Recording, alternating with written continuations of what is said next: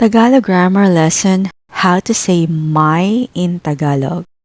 The Tagalog word for my is ko, ko. Using the Tagalog possessive pronoun ko is very simple. Just follow this structure. Noun plus ko, which translates to my noun in English. Noun plus ko, noun ko. Example, payong ko, payong ko. My umbrella. Pitaka ko, pitaka ko. My wallet. Kotse ko, kotse ko.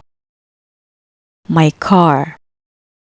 Kaibigan ko, kaibigan ko. My friend.